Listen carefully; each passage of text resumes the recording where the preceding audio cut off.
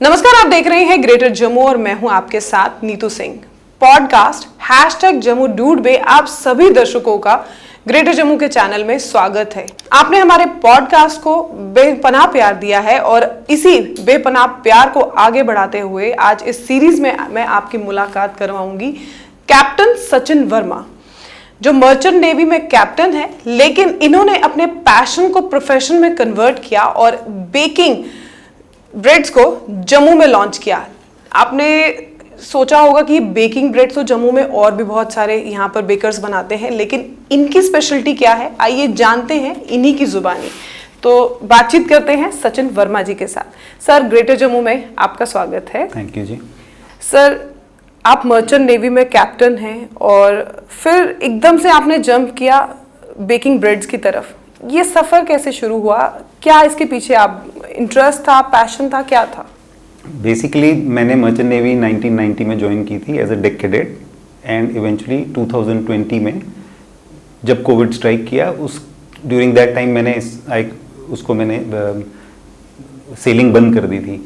और उससे पहले मैंने 2 साल MBBS भी की थी और 12th के बाद में जब हमारा करियर डिसाइडिंग का टाइम होता है तो मैंने होटल मैनेजमेंट में ज्वाइन करने की भी सोची थी। तो और अब हमारी एक फैक्ट्री है जिसमें हम ऑब्वियसली ब्रेड नहीं बनाते बट प्लास्टर ऑफ पेरिस बनाते हैं, जो कि पिछले 20 साल से चल रही है जी। तो ब्रेड बनाने का ख्याल प्रॉबेबली एक पैशन था, जो कि मर्चेंट नेवी में सेल करने की वजह से ट्रैवलिंग जो उसमें इन्वॉल्व थी, वेरियस कंट्रीज़ और वेरियस लोगों से मिले जब, तो उनसे ये शायद दिमाग में उस वक्त आ गया और मैंने थोड़ा थोड़ा breads on the ship only banana start कर दी थी। जब कोविड आया तब और कुछ करने के लिए नहीं था किसी के पास भी, जिन लोगों के अपने जो उनके पैशंस होते थे, लोगों ने काफ़ी लोगों ने उन्हें फॉलो करना स्टार्ट किया।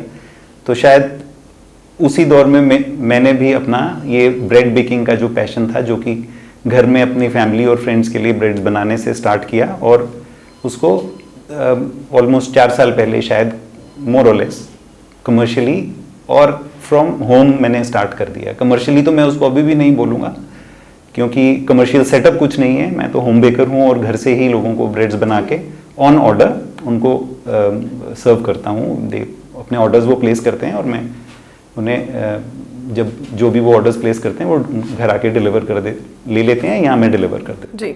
सर, आपने बताया जैसे आप पहले होटल मैनेजमेंट, देन उसके बाद MBBS, फिर मर्चेंट नेवी, फिर उसके बाद आपका जो पैशन है बेकिंग पैशन, उसको आपने किया, देन फैक्ट्री।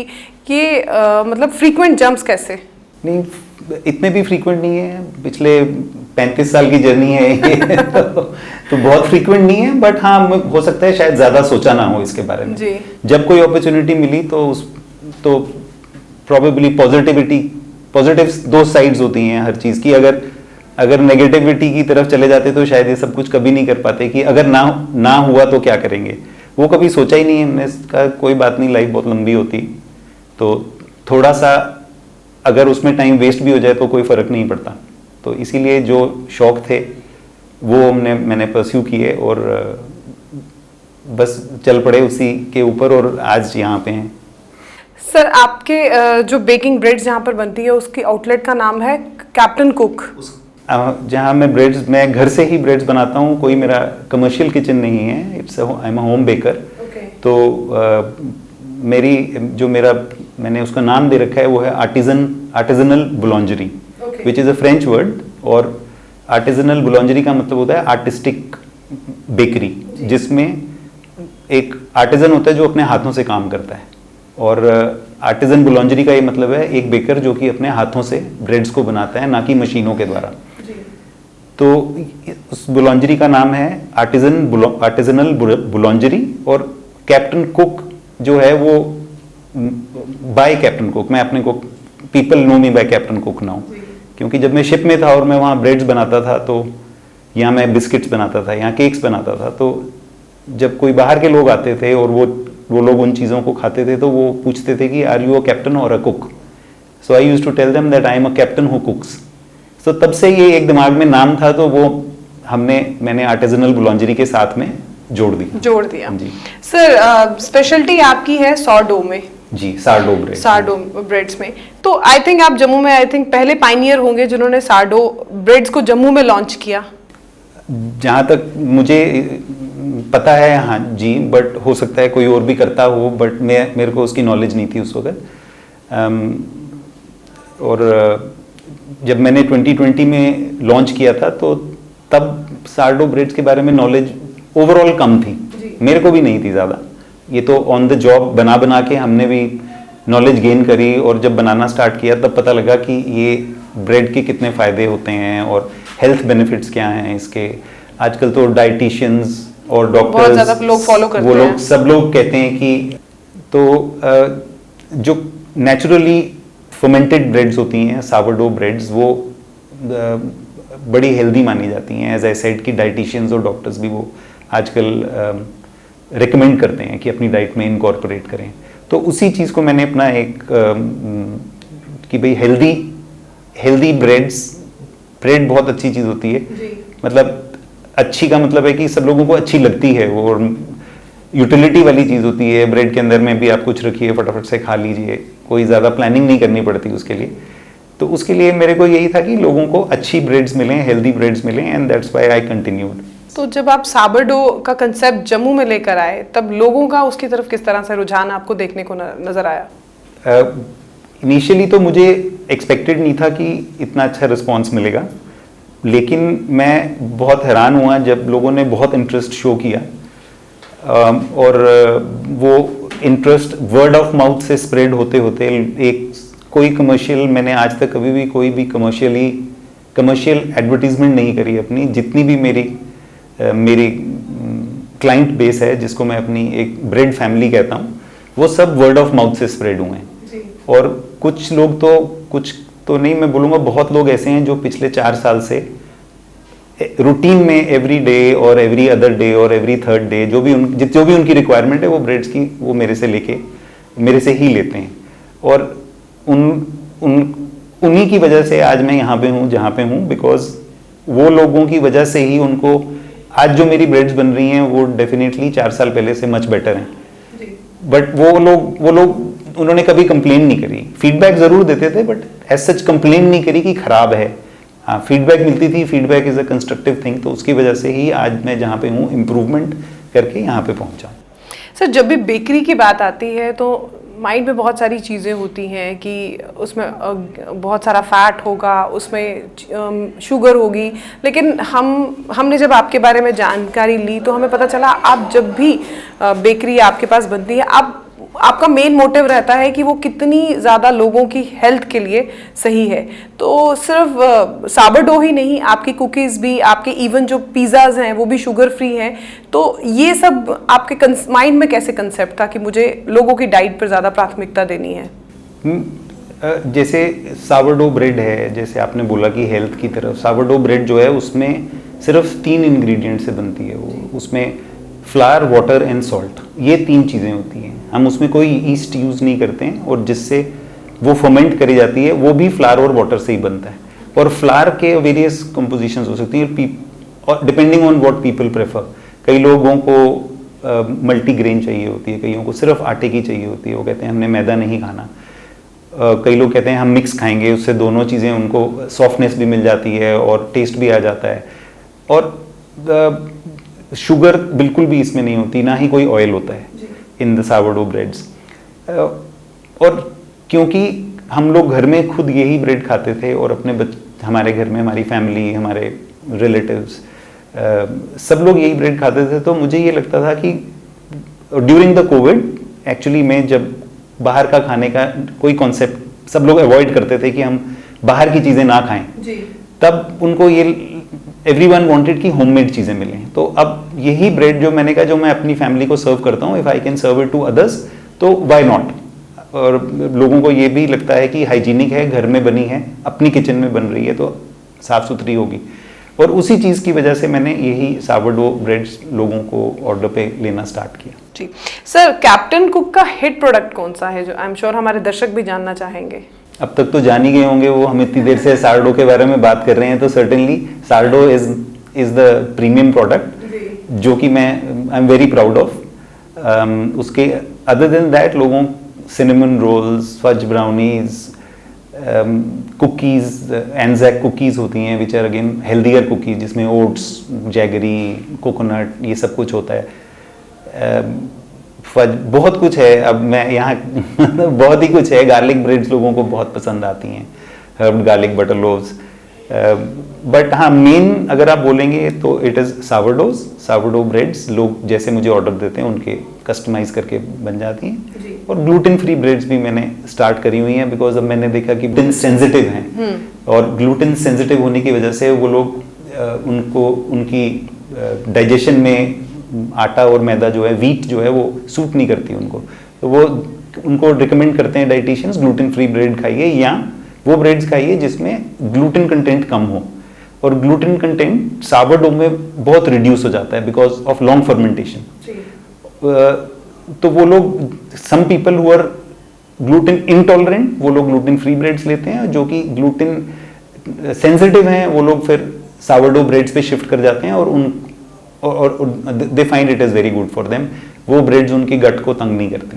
जी सर, डेली रूटीन की अगर बात की जाए तो डेली रूटीन में आपके पास कौन कौन से प्रोडक्ट्स जो हैं वो ज़्यादातर अवेलेबल रहते हैं? मैं मेनली जो भी सामान है मैं सब ऑर्डर पे बनाता हूँ। कोई आउटलेट नहीं है, सिंस मैं घर से ऑपरेट करता हूँ तो घर की किचन में ही मैं बेक करता हूँ, और मैं सिर्फ ऑर्डर पे सामान बनाता हूँ ताकि शाम तक जो भी मैं बनाता हूँ वो सब खत्म हो जाए और नेक्स्ट फ्रेश सामान बने। बट जो भी मैं बनाता हूँ वो मैं एक्स्ट्रा बना लेता हूँ, क्योंकि सब लोग ऑर्डर प्लेस नहीं करते, कई लोगों को लास्ट मिनट पे याद आता है। But what ever I am baking every day basis, every day in the morning, वो सब कुछ जो है वो पीपल कैन कॉल मी और WhatsApp me and place there orders for what ever is available. But अगर किसी को स्पेसिफिकली कोई चीज़ चाहिए होती है देन वो कम से कम एक दिन पहले तो ऑर्डर उन्हें प्लेस करना पड़ता है। सर, पैशन की जहाँ बात की जाए तो पैशन तो आपका बेकिंग ब्रेड्स की तरफ था ही था, एक पैशन और भी है बाइकिंग का, तो उस पैशन के बारे में भी आप हमें बताइए, ये पैशन कैसे क्रिएट हुआ? सेलिंग की ड्यूरिंग ही मैंने बाइकिंग का शौक पैदा हो गया। अब कैसे हुआ ये तो पता नहीं, लेकिन 2014 में बाइक एक खरीदी, और जम्मू में बड़े बड़े अच्छे फ्रेंड्स थे उस वक्त जो कि सीजन बाइकर्स थे। मैंने तो लाइफ की पहली बाइक खरीदी मिड 40s में, चलाई बहुत हुई थी पहले मगर कभी अपने आप ओन नहीं करी थी। तो 2014 में बाइक ली और काफ़ी बाइक चलाई। जम्मू और जम्मू के आसपास इतनी जगह हैं देखने के लिए, मुझे पता नहीं था जब तक मैंने बाइक नहीं ली थी। और उसके बाद में मैंने इतनी जगह देखी जम्मू में कि मैं हैरान हूँ कि हमारी जो कल्चरल हेरिटेज है इन एंड अराउंड जम्मू, वो एक हमें पता ही नहीं थी कि एग्जिस्ट भी करती है। तो हम ऐसी ऐसी जगह पे गए जहाँ पे गाड़ियाँ भी जा सकती हैं, ऐसी बात नहीं है, बट अम्बारन, क्रिमची, मनवाल, सुचेतगढ़, और एक कठुआ के आगे एक फोर्ट है, फोर्ट जसरोटा, ऐसी ऐसी जगहें हमने देखी, रामगढ़ फोर्ट की, बहुत अच्छा लगा देख के। और प्रॉबेबली जो वो मोटरसाइकिल पे बैठ के जो फील एक हवा की मुंह पे आती है, वो बहुत फ्रीडम का एहसास दिलाती है। आई एम श्योर जितने बाइकर्स यहाँ पे ये सब देख रहे होंगे वो अंडरस्टैंड कर रहे होंगे कि मैं क्या बोल रहा हूँ। एक कोट किसी ने एक बुक में मैंने पढ़ी थी कहीं पे, तो वो कह रहे थे कि इंग्लिश में है, तो वो कह रहे थे कि the difference in riding a motorcycle and driving a car is the same as watching the movie in a theater or being in the movie. So when you are on a motorcycle, you are in it, you are in the movie, you know, you and nature is one. तो जो वो feel of air, हवा आपके मुंह पे, और मिट्टी और गर्दा, जब आप ग्लव्स उतारते हैं आपकी उंगलियां काली हुई होती हैं, वो एक सेंस ऑफ फ्रीडम दिलाता है और सेंस ऑफ कॉन्फिडेंस भी दिलाता है कि आप कर सकते हैं। बहुत लोग ऐसे होते हैं जिन्हें डर होता है कि हम कर भी पाएंगे कि नहीं कर पाएंगे, बट जब मुझे भी डर था, और बट जब किया तो बहुत अच्छा लगा, सेंस ऑफ फ्रीडम और अचीवमेंट मिलती है उससे। जी, सर, जैसे कि हमें पता चला है कि 2 बजे के बाद आप व्यस्त हो जाते हैं, तो आपकी जो कैप्टन कुक बेकरी है, फिर उसे कैसे देखना, क्योंकि आपके पास ऑर्डर्स भी होते हैं और लोग बहुत बेसब्री से इंतजार भी कर रहे होते हैं। बेकिंग सुबह के मॉर्निंग आवर्स में होती है, क्योंकि जैसे मैंने आपको बताया कि हमारी एक फैक्ट्री है जहाँ पे भी अटेंडेंस की ज़रूरत होती है। तो 12 बजे के बाद मैं फैक्ट्री देखता हूँ और उससे पहले मैं बेकिंग करता हूँ, और इसीलिए मैं सब लोगों को बोलता हूँ कि अपने ऑर्डर्स एक दिन पहले आप प्लेस कर दीजिए, और अगर नहीं भी कर पाए तो रात को सोने से पहले एक मैसेज ड्रॉप कर दीजिए, क्योंकि मेरा दिन जल्दी स्टार्ट होता है। तो जितनी भी बेकिंग होती है वो सब मॉर्निंग में होती है। वो 12 बजे तक सब सामान जो है वो पैक करके रेडी होता है, लेबलिंग करके। और जो हमारे घर में मेरा असिस्टेंट है, वो जब लोग आते हैं तो वो उनको उनके नाम के हिसाब से डिलीवरीज कर देता है। जो भी मैं एक्स्ट्रा बनाता हूँ वो पैक करके पड़ा होता है वहाँ पे, एंड देन किसी को अगर चाहिए होता है तो वो मुझे या तो टेक्स्ट करते हैं या कॉल करते हैं, एंड वो भी आके घर आके ले जाते हैं, या डिलीवर भी हो जाता है प्री अरेंजमेंट के साथ में। So this is how I manage. Second half में सिर्फ डिलीवरीज होती हैं, बेकिंग सिर्फ फर्स्ट हाफ में होती है। ओके, सो जैसे सर आपने ये साबरडो स्टार्ट किया, जम्मू में आप पहले थे जिन्होंने साबरडो को जम्मू में लॉन्च किया। देन उसके बाद कुकीज़, ग्लूटेन फ्री जो आपके पिज़्ज़ाज़ हैं, ब्रेड्स हैं, बहुत सारी आइटम्स हैं। जब आपने ये स्टार्ट किया था, आपने ये भी देखा होगा उससे पहले कि जम्मू में बहुत सारी ऐसी बेकरीज़ हैं जिनका बहुत बड़ा नाम भी है। तो तब उस टाइम पे मन में था कुछ कि जो मैं स्टार्ट करने जा रहा हूँ, क्या जो मैंने सोचा है मैं उस मुकाम तक पहुँच पाऊँगा? मैंने तो सोचा ही नहीं था मैं किस मुकाम पे पहुंचूंगा, और बिकॉज मैंने अपने इट वाज अ पैशन, तो वो पैशन को मैं फॉलो कर रहा था। मैंने कभी कमर्शियल एंगल से उसकी नापतोली नहीं करी, कभी भी ये नहीं सोचा कि अगर नहीं चलेगा तो क्या होगा, और अगर नहीं बिकेंगी तो क्या होगा, या लोगों को पसंद नहीं आएंगी वो क्या बोलेंगे, ये सब मैंने कभी सोचा नहीं। So I just poured my heart into it, and उसका रिजल्ट सामने है। और बेकरीज तो बहुत थी जम्मू में, बट ब्रेड्स में स्पेशलिटी के हिसाब से नहीं थी जी, वो कुछ अलग प्रोडक्ट था, वही फर्क था जी। सर, अब आपसे जाते जाते एक आखिरी सवाल पूछना चाहूंगी। अक्सर मैंने देखा है लोगों को पैशन को प्रोफेशन में कन्वर्ट करते हुए, लेकिन कई बार ऐसा होता है कि कुछ ऐसे सर्कमस्टांसेस क्रिएट हो जाते हैं कि जिसकी वजह से वो पैशन को फॉलो नहीं कर पाते और कहीं ना कहीं बीच में ही छोड़ देते हैं। आप उनको क्या मैसेज देना चाहेंगे? मैं तो सिर्फ यही बोलूँगा कि फॉलो योर हार्ट।